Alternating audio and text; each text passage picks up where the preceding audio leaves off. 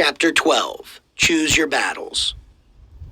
Here's a chapter for all of you compulsive dribblers who want to showcase your dribbling brilliance every time the ball finds your feet. Let's start with the good news. If dribbling is your addiction, then chances are you're pretty good at it. If you're not sure, ask your coach. If he tells you otherwise, then my advice is to dribble less and pass more and move on to the next chapter. However, if you are a genuinely talented dribbler, then we need to talk. There's a difference between being a talented dribbler and being an effective one. And being one doesn't guarantee that you're automatically the other. The talented dribbler is technical and fluid and superb with her change of direction. There is no implied result to what she does, only that it's pretty to watch. The talented dribbler can be either effective or ineffective. The effective dribbler makes things happen. There's a purpose to her dribbling, and that purpose is to get past her opponent as quickly as possible to create a numerical advantage going forward and to create goal-scoring opportunities. If you're a talented dribbler, you should strive to become an effective one. Follow me? Years ago, I coached one of the best dribblers in college soccer. As you might expect, she wanted to solve every situation by dribbling through it. Why? Because she was immensely talented.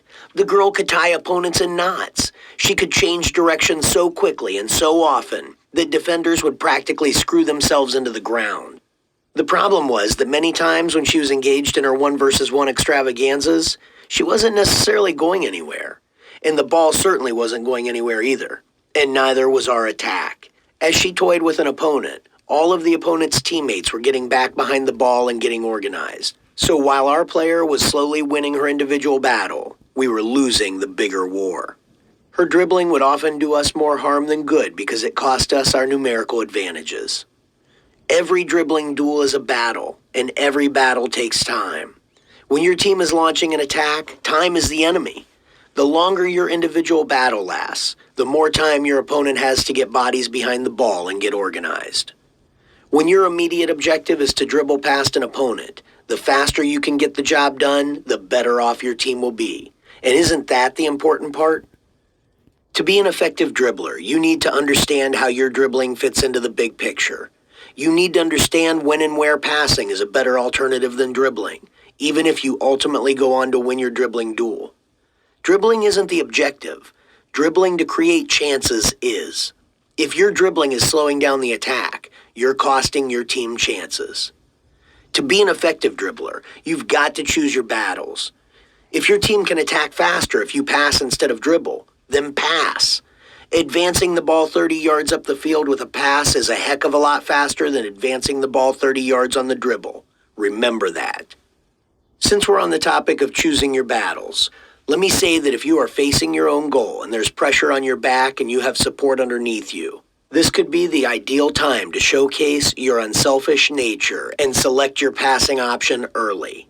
One of my great pet peeves is when a player who is in this situation tries 2 or 3 dribbling forays before realizing that the situation is unwinnable, and then decides to lay the ball back to a teammate.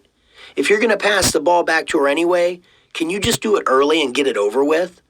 The longer you wait to pass that ball, the more difficult you make life for the teammate who is about to receive it, and the more time you give the opponent to get organized.